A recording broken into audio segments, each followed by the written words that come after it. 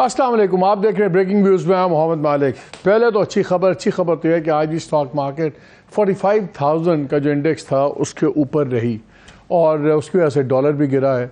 फिर जब खबर आई कि जी $2 बिलियन ट्रांसफ़र हो गए हैं, फाइनेंस मिनिस्टर ने कहा सऊदी अरेबिया से, तो रिफ्लेक्ट तो करेंगे वीकेंड पे स्टेट बैंक की, लेकिन फाइनेंस मिनिस्टर ने अनाउंस कर दिया तो हमने देखा डॉलर भी मार्केट में ₹1.30 कम हो गया। नाइस गुड न्यूज़, एक सेंटिमेंट सा बन रहा है। फिर जनाब प्राइम मिनिस्टर दावा कर रहे हैं 4-5 सालों में अगले $40 बिलियन की इन्वेस्टमेंट आ रही है। चले मान लेते हैं, दिल नहीं मानता लेकिन चले मान लेते हैं एनीवे। लेकिन ये काफ़ी कुछ छोटी छोटी खबरों का एक काफ़ी मजमुआ सा आज बना हुआ है।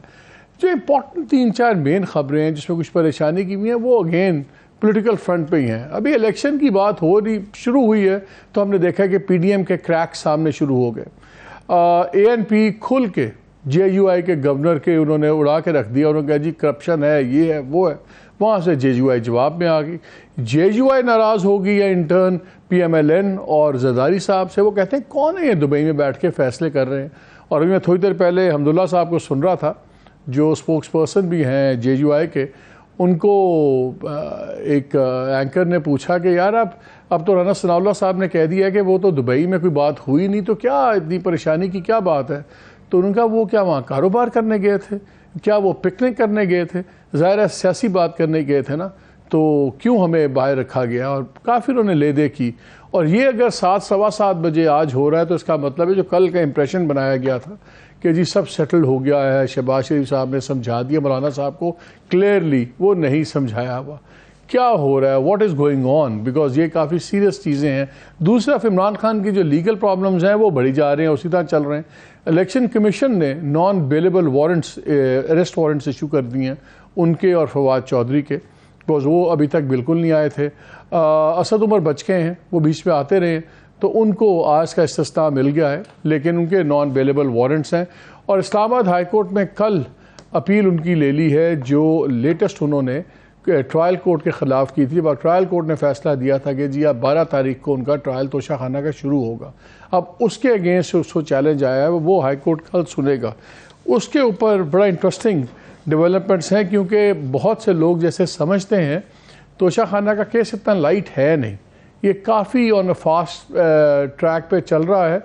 और ये जो 190 मिलियन पाउंड केस है और दूसरे हैं उससे ज़्यादा डैमेजिंग हो सकता है। लेकिन सबसे बड़ा सवाल जो भी कोई एलिफेंट इन द रूम को डिस्कस नहीं कर रहा वो क्या है, वो ये है कि ये जो अगर इलेक्शन अब टाइम पे होते हैं, जो लगता है कि पूरी भरपूर कोशिश है, तो इलेक्शन होंगे किस बुनियाद पे। क्या इलेक्शन इस बेसिस पे होंगे कि पिछले साल 1.5 साल में इस गवर्नमेंट की क्या कारकर्दगी रही है, या इस बेसिस पे होंगे कि जो भले जो मर्जी रही है साल 1.5 साल में, ये इलेक्शन आइदर इमरान खान के साथ हैं या ख़िलाफ़ हैं, इस बेसिस पे होगा। सवाल नंबर 1, क्या यही बेसिस रहेगी। और दूसरा, ये जो इतने इस वक्त प्यार मोहब्बतें चल रही हैं और बड़े ज़बरदस्त बयानात आते हैं पहले आप वाले, क्या जो सब 1 पेज पे पीडीएम की गवर्नमेंट और इदारे का जो 1 पेज है, क्या जो इदारे का और पीटीआई का क्लैश चल रहा है चेयरमैन का, क्या ये ऑटोमेटिकली यही समझा जाए कि इदारे का और पीडीएम की मोहब्बत भी बहुत बढ़ गई है।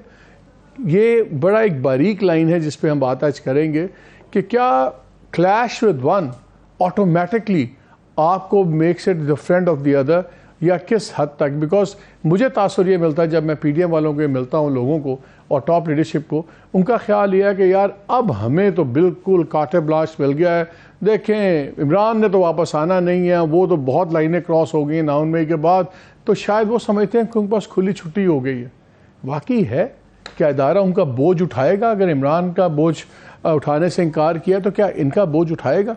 ये 2-3 सेंसिटिव सवाल हैं, इस पर भी आज बात करेंगे। मेरे साथ मौजूद हैं फैसल वावडा साहब हैं, farmer federal minister, farmer senator, farmer PTI, और मोहम्मद ज़ुबैर साहब ने हमें ज्वाइन किया हुआ है, ex governor Sindh, senior leader हैं पीएमएलएन के, स्पोक्स पर्सन है नवाज शरीफ साहब के और मरीम नवाज साहिबा के। और हमें ज्वाइन कर रहे हैं मुफ्ती किफ़ायतुल्लाह साहब, ये सीनियर लीडर हैं जेयूआई फजल ग्रुप एफ के, जेयूआई एफ के। मिर्ज़ा ज़ुबैर आपसे शुरू करता हूँ, मुझे ये बताइए कि ये जो तासुर है जो दिया जा रहा है कि देखें जी डन एंड डस्टेड है इमरान खान का मामला, तो ख़त्म, ये तो तय हो गया। अब 9 मई के बाद तो अब कोई वापसा नहीं है, ना इंस्टीट्यूशन पीछे जा सकता है, उनके पास ऑप्शन कोई नहीं है।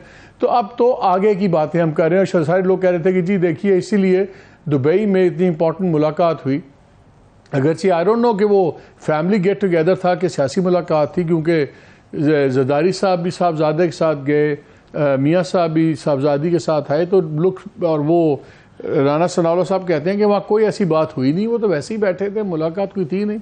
सो ऑब्वियसली फिर पॉलिटिकल बहस नहीं होगी। लेकिन क्या आप लोग ये अनकंडीशनल सपोर्ट को गारंटी समझ के बैठ गए?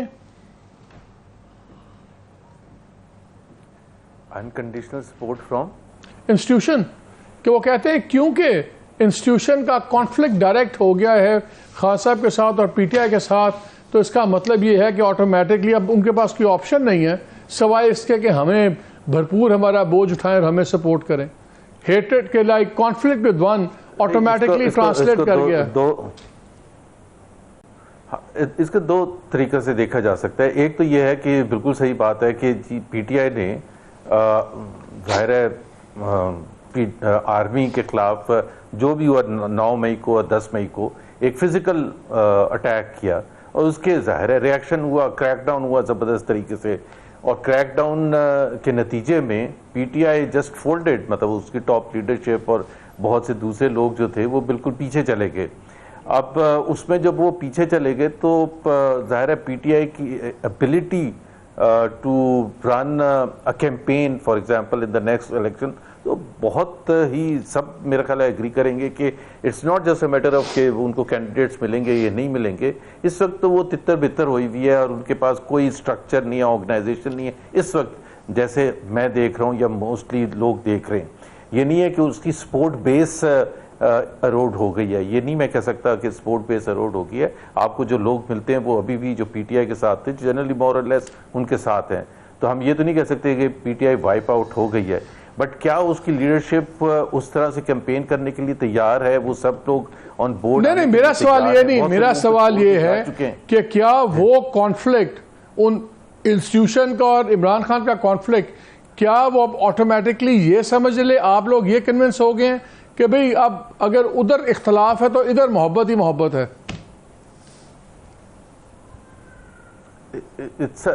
थोड़ा बहुत तो ये नेचुरल है कि जाहिर है अगर आपने उन फौज के साथ उन्होंने जिस किस्म का एक फड्डा किया उसके नतीजे में पीटीआई को नुकसान तो बहुत हुआ है, और अगर पीटीआई को नुकसान हुआ है तो पीटीआई हमारी एक राइवल पॉलिटिकल पार्टी थी, हमें फ़ायदा हुआ है, इसमें तो कोई दो राय नहीं है। और उसका वक्त ऐसा है कि वो इलेक्शन होने से चंद माह पहले ये सब कुछ हुआ है, तो बिल्कुल पीएमएलएन की थिंकिंग ये है। लेकिन हम अपने हुकूमत में आने के लिए, इलेक्शन जीतने के लिए एस्टेब्लिशमेंट पर या मिलिट्री पर थोड़ी डिपेंड कर सकते हैं, हमें तो अपने वोट तो लेने पड़ेंगे। डिपेंड तो आप कर रहे हैं, डिपेंड तो आप कर रहे हैं। तो इमरान खान तो आपसे गिरते नहीं थे, इमरान खान का सारा फड्डा दूसरी तरफ पड़ गया, आपके लिए तो आसान काम तो हो गया ना, आपका तो सारा बोझ। तो हमने तो नहीं कहा था ना, हाँ नहीं तो हमने तो नहीं उसको कहा था कि भाई आप फड्डा कर ले ताकि हमें फायदा हो जाए। तो जब आपने खुद प्लेट में रख के दे दिया तो हम उसको क्यों नहीं एक्सेप्ट करेंगे, हम क्यों नहीं वो फायदा उठाएंगे? फैसल एक बात बताएं, आप भी समझे जाते हैं कि आप इंस्टीट्यूशन को काफ़ी करीब से जान रहे हैं, समझ रहे हैं, आपके दोस्त भी हैं, काफ़ी लोग हैं। ये जो एक बोझ उठा, एक पॉलिटिकल बोझ था, वेट था, इंस्टीट्यूशन खुद कहता था कि हमने खान साहब का बोझ उठाया हुआ था, हटा दिया, क्या उस बोझ को दूसरे बोझ से रिप्लेस करने पे तैयार हैं कि अगर उनका उतारा है बोझ तो अब इनका बोझ उठाएं और फिर अगले 4 साल या 3 साल इनका उठाएं? बहुत शुक्रिया मालिक साहब। देखिए मालिक साहब, सबसे पहले तो अनफॉर्चुनेट पार्ट ये है कि तहरीक इंसाफ और उनके चेयरमैन ने राइटली सो एक ट्रे में, एक प्लेट में सजा कर इस पीडीएम की भयानक हुकूमत को इक़्तिदार पहले भी दिया और आगे भी दे दिया, ठीक है। सो ये तो क्रेडिट आप चेयरमैन पीटीआई को देंगे, उनकी जो अनजस्टिफाइड थ्रिलिंग एंडलेस पॉलिटिक्स थी against the establishment that paid him of and paid them of. तो फ़ायदा तो नेचुरली सारी पीडीएम की जमात को है, क्योंकि एक्चुअली पीडीएम की जमातों के अंदर भी वही जहर है जो इमरान खान साहब बोल रहे हैं, लेकिन फ़र्क ये है कि उनकी जितनी जहरीली तर्जुमानी है वो इमरान खान साहब ज़बान से भी कर बैठे हैं और एक्शन से भी कर बैठे हैं। तो ये तो सब बहुत खुश हैं इन अ वे जो उन्होंने किया, और अंदर से सब ऐसा ही सोचते हैं, ठीक है। तो ऐसा नहीं है कि कोई इस्टेब्लिशमेंट के लिए बहुत अच्छा सोचता है या ये बुरे सोच रहे हैं, सोच सबकी रखती है, लेकिन शायद Tehreek Insaf out of line चलेगी। उन्होंने वो एक्शंस कर दिए जिससे आपने दुश्मन मुल्क का काम शायद वो भी नहीं करता है जिस हद तक पीटीआई चली गई उसमें, चाहे वो इस्टेब्लिशमेंट की इंस्टीट्यूशनल। हाँ लेकिन ठीक है, लेकिन क्या एक बोझ को दूसरे, ये जो इतने सुकून से बैठे हुए हैं, क्या एक बोझ को अब दूसरे बोझ से रिप्लेस कर रही है एस्टैब्लिशमेंट? इनका सुकून इसलिए है कि इनको ये समझ में आ गई है कि जिस दौराए पे तहरीक इंसाफ को ले गए और चेयरमैन साहब जहाँ तक उसको आगे मंतकी अंजाम तक पहुँचा चुके हैं, तो ना बैलेट के अंदर चेयरमैन तहरीक इंसाफ नज़र आ रहे हैं, ना ही बैलेट के अंदर पीटीआई नज़र आ रही। तो पीटीआई तो टेक्निकली है ही नहीं। तो अब ग्राउंड के अंदर मैच मुझे आपकी बात से अपने स्कूल का एक वक्त याद आ गया। हमारे एक टीचर होते थे, वो स्पोर्ट्स के कोच होते, उस ज़माने हम उनको पीटी सर कहते थे। हम उनसे फुटबॉल खेलते थे तो हम एक नसीहत करते थे, सर कैसे करना है, कैसे खेलना है, बड़े मैच से पहले। वो कहते थे एक टाइम पे, मैं फुटबॉल खेलता था, वो कहते थे एक टाइम पे या उनका प्लेयर गुजरे या उनका बॉल गुजरे, दोनों इकट्ठे नहीं गुजरने चाहिए।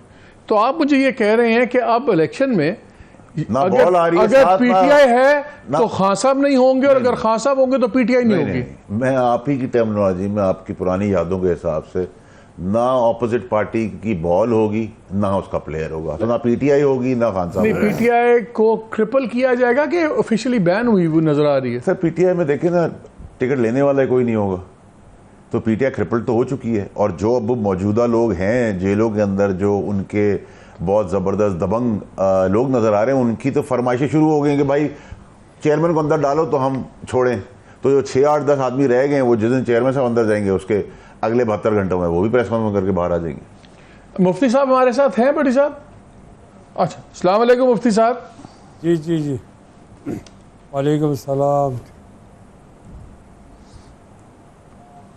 जी मुफ्ती साहब एक चीज़ बताइए, ये नज़र तो ये आ रहा है कि जो इत्तेहाद है पीडीएम का, ये तो आगे की चला गया हुआ। इनके ख्याल में इमरान खान साहब का क्योंकि मसाइल इतने बड़े हैं, उनका रियासती इदारों से टकराव हो गया हुआ है, तो सारे तसल्ली में है कि भैया उनको तो आगे आने नहीं देगा, अपनी बंदर बांट शुरू होनी चाहिए।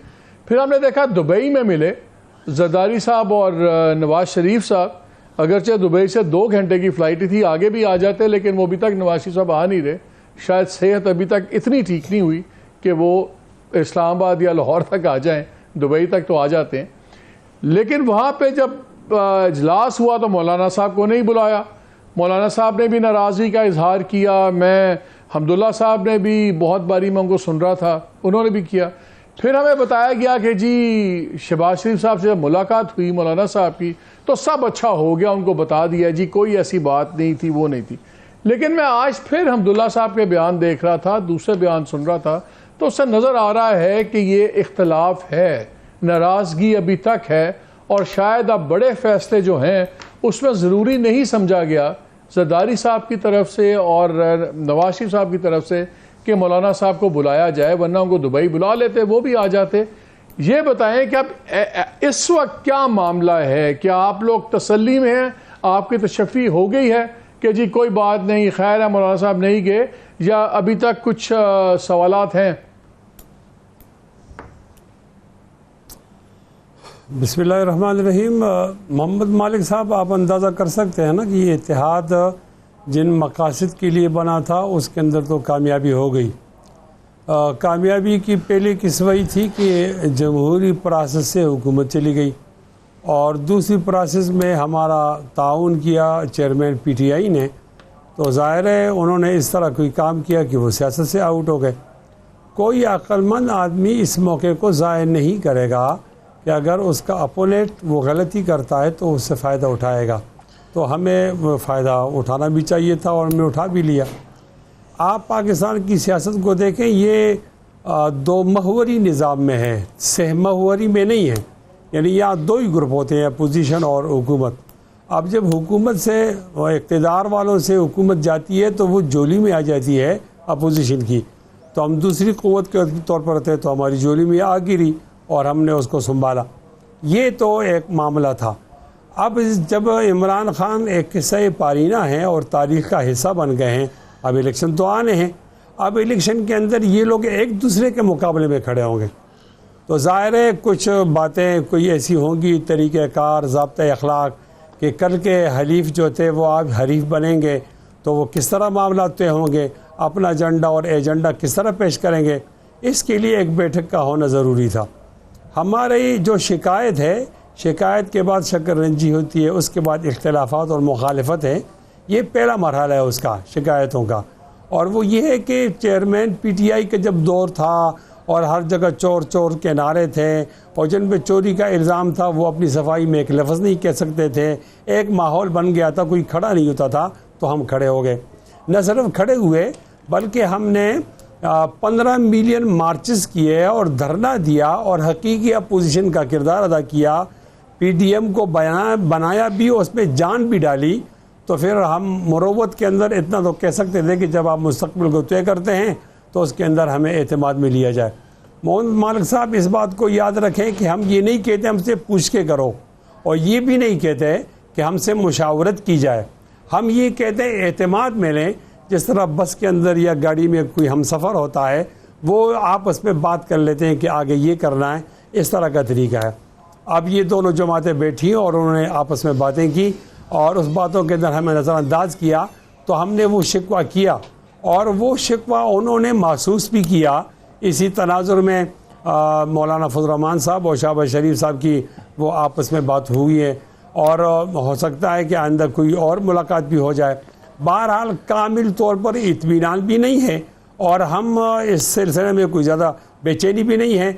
हमने अपने झंडे और एजेंडे से इलेक्शन लड़ना है और इंशाअल्लाह हमारे जो किले हैं वो महफूज हैं। अगर उसके अंदर हमें किसी और जमात की ज़रूरत नहीं पड़े, इत्तेहाद न भी हो, तो भी अल्हम्दुलिल्लाह मुतमईन हैं। अलबत्ता मुनासिब ये था कि सियासी तौर पर सियासी फैसला करने के अंदर आप सियासी रफ़ीकों को साथ मिलाते तो ये सेहतमंद रिवायत होती। तो सेहतमंद रिवायत के लिए एक गिला किया है जो आपके सामने आ गया है। तो लेकिन अभी थोड़ी देर पहले अब्दुल्ला साहब कह रहे थे कि जी वो राना सनाउल्लाह साहब कह रहे हैं कोई वहाँ कोई बात ही नहीं हुई, तो किस बात की गलत फहमी क्या नहीं। तो उन्होंने कहा वो क्या वहाँ पे कोई कारोबारी बात तो नहीं करने गए थे, सियासत की बात करने गए थे, हमें होना चाहिए, और वो क्या वहाँ पिकनिक मना रहे थे। तो बड़े सख्त अल्फाज थे। तो इसका मतलब है मौलाना साहब अभी तक नाराज़ हैं, इस बात शिकवे से आगे की है। वो सनाउल्लाह साहब का जो जवाब था ना वो हकीकी नहीं था, इसलिए कि उसने नज़रअंदाज करना चाहा, तो फिर थोड़ा लहजा हाफिज़ साहब का सख्त हो गया। ये इसी तनाजुर में इसको देखा जाए। बाकी मौलाना फजल रहमान साहब तो बहुत ज़्यादा ज़हीन आदमी हैं, वो कोई ऐसी बात नहीं करना चाहते जिससे कौम को नुकसान हो, और मुझे उम्मीद है कि ये मामला ठीक हो जाएंगे। अच्छा, यहाँ ज़रा एक वक्त ब्रेक है, ब्रेक के बाद आए ज़रा दो तीन काफ़ी बातें हैं, और आपको पता है जब फैसल भी साथ हो तो सेंसिटिव बातें करना बड़ा ज़रूरी होता है। इस ब्रेक के बाद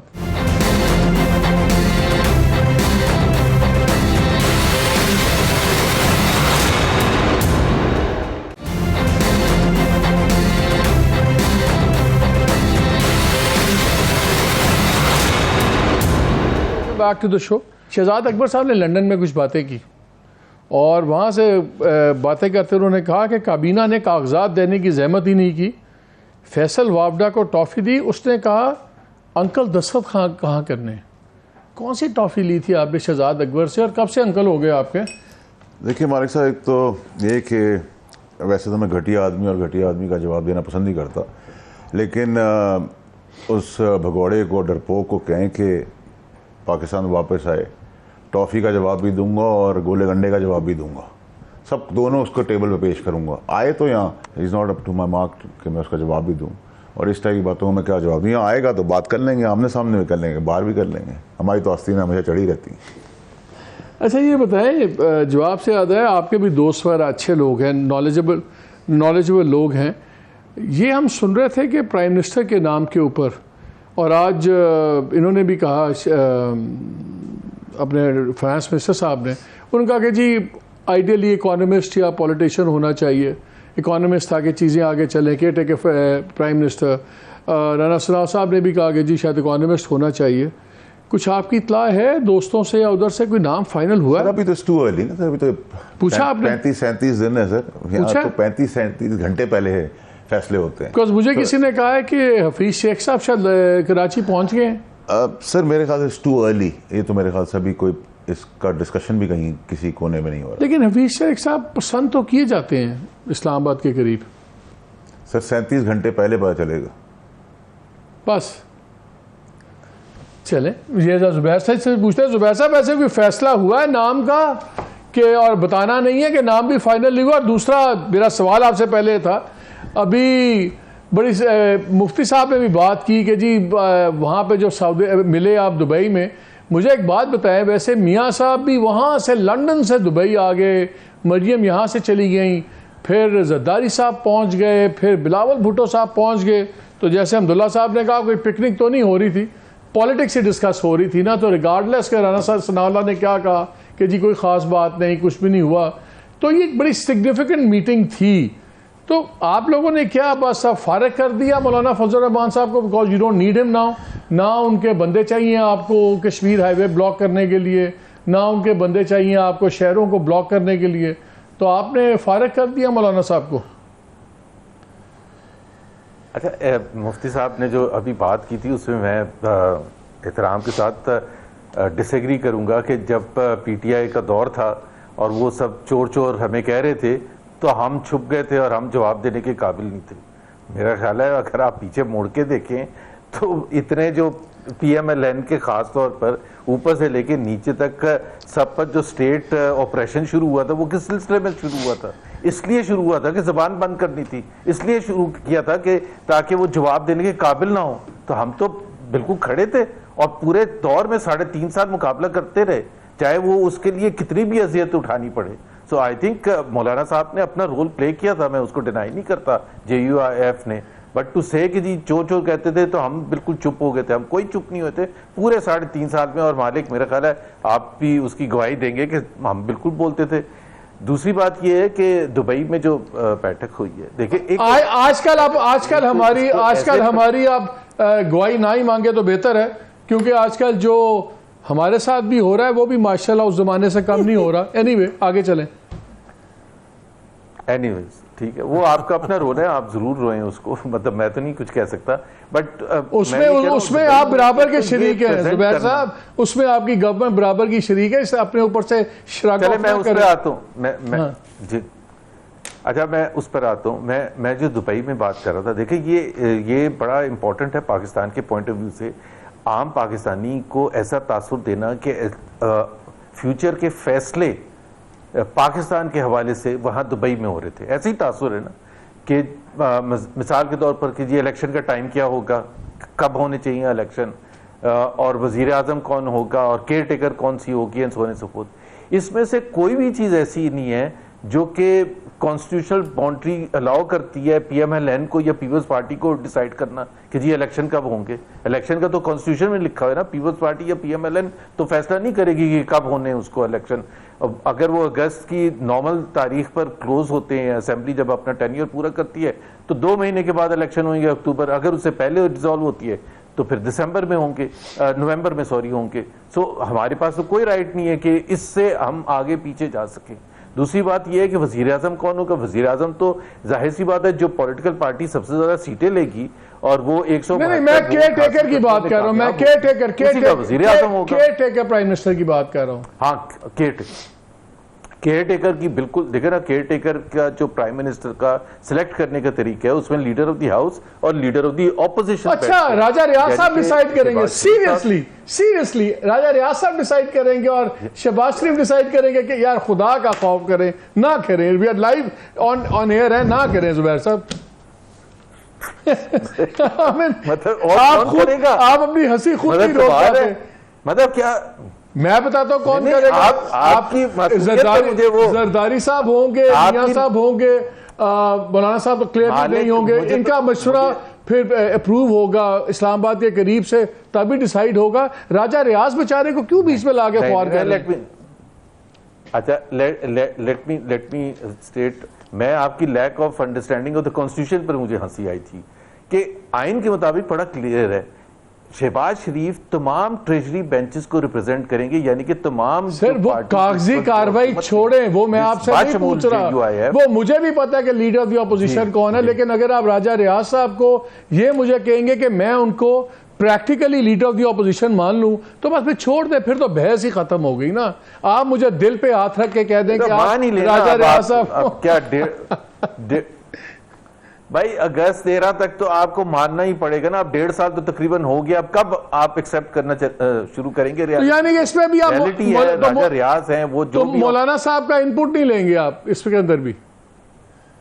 नहीं, मैंने कहा ना, आपने सुना नहीं, जितनी भी इत्तेहादी पार्टीज हैं जो इस वक्त हुकूमत का हिस्सा है, बिकॉज शहबाज शरीफ साहब उन सब जमातों को रिप्रेजेंट करते हैं और स्पिरिट ऑफ द कॉन्स्टिट्यूशन के हिसाब से वो उन सब के बिहाफ पर जो भी नॉमिनी होगा वो जाहिर अच्छा, अगर हफीज शेख साहब का नाम कहीं से आए, हफीज शेख का नाम कहीं से आए तो आप लोग एक्सेप्ट कर सकते हैं? वो काबिल कबूल होंगे हफीज शेख साहब? आप मेरी पर्सनल राय पूछ रहे हैं? हाँ हाँ, आप ही से बात कर रहा हूँ। पर्सनल राय देखिए ना, मेरा ख्याल है कि हफीज शेख साहब हैज प्लेड सेवरल इनिंग्स, मतलब बहुत टेस्ट खेल चुके हैं।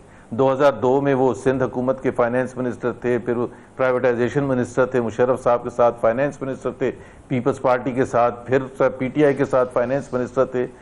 तो अगर पाकिस्तान के जो चैलेंजेस हैं उसका हल उनके पास है तो वो पहले आ चुका होता। तो let's be honest about it. और फिर दूसरी बात ये है कि कमिटमेंट भी होनी चाहिए कंट्री के साथ। ये तो नहीं हो सकता कि चलो इनिंग्स तो सारे थे तो हम में से इनिंग्स तो सारे खेल चुके हैं।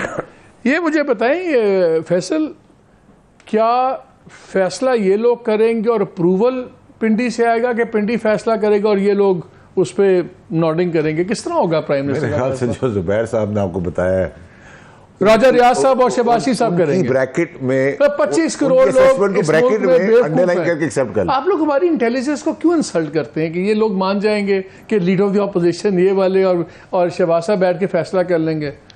नहीं मलिक साहब, लेकिन आपसे गिला मेरा ये है कि जुबैर साहब इतने सीनियर आदमी हैं, जब आप उनकी बात सुन चुके हैं और उसको ब्रैकेट में अंडरलाइन 2 दफ़ा करें और उसको एक्सेप्ट कर लें और हंस के दूसरे क्वेश्चन पे ले जाए। कोई कैंडिडेट्स हैं, हम आजकल एक ही $1 मिलियन क्वेश्चन एक ही हम ढूंढ रहे हैं और बल्कि चले छोड़ें, इस पर छोड़ें। मैं सवाल एक दोनों से कर रहा हूँ, तीनों से, बल्कि मौलाना साहब आपसे भी, आप दोनों से। अगला इलेक्शन किस बेसिस पे होगा? क्या इस बेसिस पे कि 1-1.5 साल में इन्होंने क्या किया और या 3.5 साल पहले इमरान खान की गवर्नमेंट ने क्या किया, या आप सिंपली एक ही बात पे इलेक्शन होना है, प्रो इमरान एंटी इमरान, जो एक ज़माने में होता था, या आप भुट्टो के ख़िलाफ़ हैं या साथ हैं, या ये होता था। सवाल ब्रेक के बाद आगे पूछो कि ये इलेक्शन आने वाला है, आप तीनों से एक ही सवाल है, मेरे से बहुत लोगों ने पूछा है, ये इलेक्शन होगा किस बेसिस पे? कि क्या आप इमरान खान के साथ हैं या इमरान खान के ख़िलाफ़ हैं? क्या इसी बेसिस पे इलेक्शन होगा? और अगर इस बेसिस पे हुआ तो फिर ये किधर जाके बात रुकेगी? इस ब्रेक के बाद।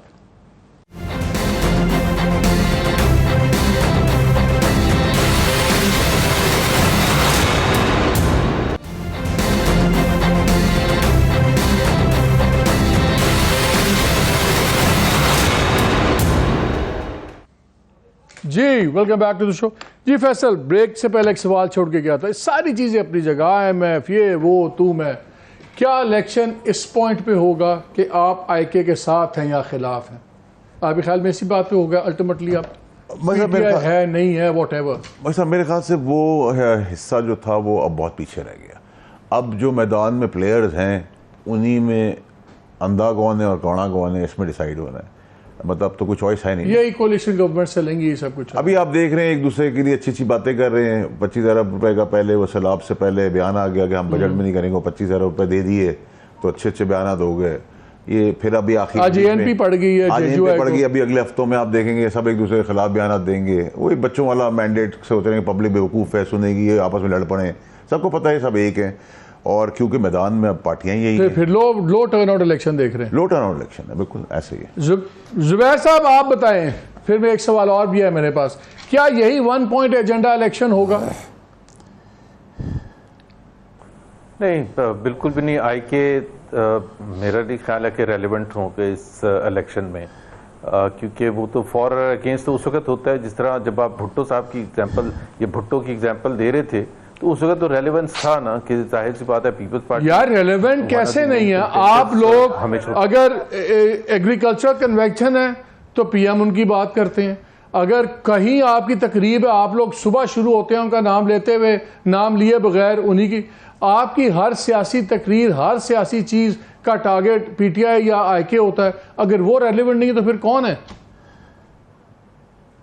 नहीं, यूनिक सिचुएशन है ना, बिल्कुल, ये बिल्कुल आपने बात सही की है। यूनिक सिचुएशन इसलिए है कि उनका नाम लेना तो जरूरी इसलिए होता है कि वो पिछले 3.5 साल इस हुकूमत के आने से पहले वो थे मेन प्लेयर। तो फिर किस बेस पे इलेक्शन होगा? फिर क्या, फिर इलेक्शन किस बेस पे होगा? क्योंकि गवर्नमेंट में तो आप सारे हैं, आप ये नहीं कह सकते 1.5 साल में पीपल्स पार्टी ने ये किया हम ये करेंगे। तो इलेक्शन पे किस बेस पे होगा अगर ये 1 पॉइंट नहीं होगा तो? मालिक आप फुटबॉल खेलते रहे हैं, आपने एग्जांपल भी दी थी। अगर आगे से कोई टीम ही ना हो तो आप कहेंगे मुकाबला उनके साथ क्यों नहीं हो रहा? भाई वो है ही नहीं हमारे सामने, तो हम तो गोल पे गोल फिर आपस में किस बात की जगह कोई और टीम आ गई है, तो फिर आपस में किस बेस पे लड़ेंगे? आपस में क्या होगा? देखिए ना, पीपल्स पार्टी लड़ेगी अपने, जो भी उनका मैनिफेस्टो होगा, जो भी पिछले 15 साल में सिंध में उन्होंने डिलीवर किया है या नहीं किया है, PMLN जो भी हमें उसका पास्ट रिकॉर्ड रहा है, मियां नवाज शरीफ के वापसी के हवाले से उनके साथ जो ज्यादती हुई है, सो इसमें बहुत इकोनॉमिक्स, पॉलिटिकल और दूसरी चीजें होंगी, क्योंकि ये एक हिस्टोरिक करेक्शन होने जा रही है कि मियां नवाज शरीफ को या PMLN को जो डिसमेंटल किया गया था उसका वापस एक दफा नहीं, पहले भी हो चुका है, 2013 में भी ऐसे ही हुआ था कि रिटर्न हुआ था। तो इलेक्शन का जो किस बेसिस पर होगा, सबसे ज्यादा क्या मैं इस सवाल में मुफ्ती साहब से भी कर लूं, क्योंकि मैं क्विकली एक क्वेश्चन और स्क्वीज इन करना चाहता हूं। मुफ्ती साहब, आपके ख्याल में क्या ये अब इलेक्शन अगर होता है तो ये इसी नुक्ते पे होगा कि या आप इमरान खान के साथ हैं या खिलाफ हैं, या इसके अलावा कोई सियासत होगी? नहीं, ये इमरान खान तो दरमियान में आप ला रहे हैं ना, वो तो एक तारीख का एक किस्सा बन चुका है, किस्से पारीना। अब इमरान खान नाम का कोई आंसर अगले इलेक्शन में नहीं होगा। अलबत्ता हर एक जमात अपने एजेंडे और एजेंडे पर बात करेगी।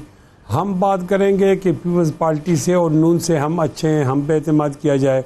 पीपल्स पार्टी वाले कहें कि हमारा एजेंडा बहुत अच्छा है, हम पे एतमाद किए। नून वाले कहेंगे हम पे एतमाद किया जाए। ये पहला मौका होगा कि मुखालिफत पे नहीं, मुस्बत अंदाज में तमाम जमातें अपना एजेंडा पेश करें। तो आप तीनों यानी कि फैसल ये इस उम्मीद पे होंगे कि कोई तीसरा इनके लोगों को कहे कि ये तीनों अच्छे हैं, आप इन पे एतमाद करें, ये इस बेसिस पे इलेक्शन लड़ रहे हैं? ये तो खुद ही एक दूसरे को कह सकते हैं, ये तो आपस में एक दूसरे को कह सकते हैं। वक्त जरूरत अच्छा भी कह देंगे, वक्त जरूरत एक दूसरे के गिरबान भी पकड़ लेंगे। किस्सा पारीना कैसे बन गए हैं चेयरमैन पीटीआई? अभी ना फर्दर जुर्म में 29 की एड हुई, ना May 9 वाली, ना अभी केसेस चले। अभी तो हमें सब ये सुना है कि फैसला हुआ है कि ATC के अंदर मुकदमा चलाएं और आर्मी कोर्ट में ना जाए। पहले तो ये बताएंगे, ये बात ठीक है जो हम सुन रहे हैं कि ये फैसला हो गया कि ATC में करें और उधर ना करें? भाई साहब, ये तो मुझे नहीं पता, लेकिन मेरा अपना ज़ाती राय भी यही होगी कि ट्रायल कोर्ट्स में ही इसको चलना चाहिए। लेकिन क्योंकि जो शवाहिद हैं और जो बयानात हैं और जो चेयरमैन PTI के लोग हैं, जो शहादतें और जो सबूत उन्होंने फराम किए हैं, उसमें तो दो राय होनी चाहिए। अगर चेयरमैन PTI को सजा ना हुई भी इलेक्शन, कम इलेक्शन डेट तक इलेक्शन होंगे? नहीं मलिक साहब, ये तो ऐसा सवाल है कि मालिक साहब, ये ऐसा सवाल है कि मैं घर पहुंचूंगा अभी नहीं तो अल्लाह को पता है। नहीं फिर भी अंदाजा, असेसमेंट। तो मैं तो साहब कहता हूँ, मेरा ख्याल है कि अगर उनको सजा नहीं हुई होगी तो कोई इलेक्शन नहीं अफोर्ड करता, करवाना नहीं होगा। मुझे मालिक साहब लगता है कि सजा का मरला और जेल का मरला अब बहुत करीब है। 16 सितंबर से बाद शुरू होगा? पहले भी हो सकता है, बाद में भी हो सकता है। जुबैर साहब, आपसे यही सवाल, अगर इमरान खान को सजा नहीं होती कम इलेक्शन तक, आपको इलेक्शन टाइम पे होते नजर आ रहे हैं? 100%। देखिए, मैं तो हमेशा आइन के हिसाब से बात करता हूँ, आप उस पर थोड़ा सा यकीन नहीं करते। इमरान हम आपसे ज्यादा करते हैं, लेकिन हम आपसे ज्यादा आइन पर यकीन करते हैं। हमने देखा है आपने 14 मई के फैसले को कितना सारा आंखों पर रख के इम्प्लीमेंट किया। हमें ना ही बताएं भाई आइन का, हम तो देख रहे हैं आप लोग आइन के साथ क्या कर रहे हैं। So let's not go there। By the way, Punjab election के हवाले से अगर आप नहीं, हाँ, let's not go there because मेरी पोजीशन बिल्कुल वाजे थी उस वक्त भी और अब भी है। इमरान खान को सजा होती है, ये जब मैं आप कहता हूं जुबैर, जब मैं आप कहता हूं, मैं पार्टी की बात कर रहा हूं, आपकी जाती बिल्कुल पोजीशन क्लियर थी। व्हेन आई से आप, I am referring to your party. Elections will be held on time, और ये अफसोसनाक बात होगी अगर इलेक्शन टाइम पर नहीं होंगे, irrespective of the status of Imran Khan.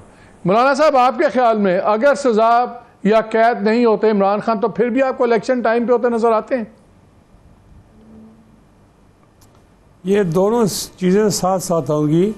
वो अपने मुकदमात भुगतेंगे और हम कैंपेन चलाएंगे।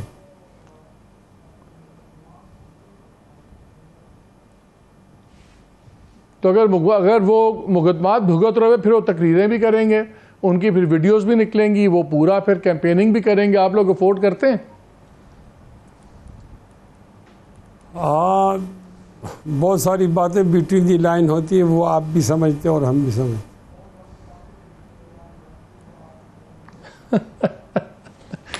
मौलाना साहब बहुत बहुत शुक्रिया आपका, जुबैर साहब आपका बहुत शुक्रिया, फैसल आपका बहुत शुक्रिया। नाज़रीन, मेरा तो ख्याल है बड़ी सीधी सी बात है, शायद ख्वाहिश, जैसे मौलाना साहब ने कहा, कुछ बातें बिटवीन द लाइंस होती हैं। और बिटवीन द लाइंस मैं तो बड़ा क्लियर हूँ कि जो रूलिंग अलायंस है वो इस उनकी ख्वाहिश और उम्मीद ये है कि इलेक्शन होते तक ये जो इमरान खान का क्लैश है विद इंस्टीट्यूशन, यही चीज़ें इनके लिए राह हमवार कर देगा। और मेरे ख्याल ये बिल्कुल डिनाइल में हैं। अगर इनका ख्याल है कि इस बात पे इलेक्शन होने हैं कि महंगाई में कितनी ऊपर गई, कितनी कम हुई, हमने ये क्या किया, हमने 12 महीने में क्या किया, वॉटेवर, मेरा ख्याल है इलेक्शन एक ही बात में होंगे, और वो होगा आप प्रो हैं, आप एंटाई हैं। क्योंकि जितनी पोलराइजेशन हो गई हुई है, इसमें और कोई तीसरा नुक्ता नहीं रहता। और वो इलेक्शन का जब, इसीलिए मैं बार बार कहता हूँ कि जब इस बेसिस पे इलेक्शन होना है, तो फिर ये बड़ा क्रिटिकल एलिमेंट होगा कि उस वक्त पीटीआई का स्टेटस एज अ पार्टी क्या है और इमरान खान का पर्सनल स्टेटस क्या है। क्या वो आज़ाद हैं कैंपेनिंग के लिए या वो पाबंद सलासिल हैं। That is why I constantly से कि मेरे नज़दीक इनकी गिरफ्तारी और इलेक्शन ये दोनों जुड़े हुए हैं। बाकी आगे क्या होता है वल्लाह आलम, पर हम ये कहते हैं जो भी हो, हम बस पाकिस्तान के हक़ में। इजाज़त दीजिए, अल्लाह हाफ़िज़।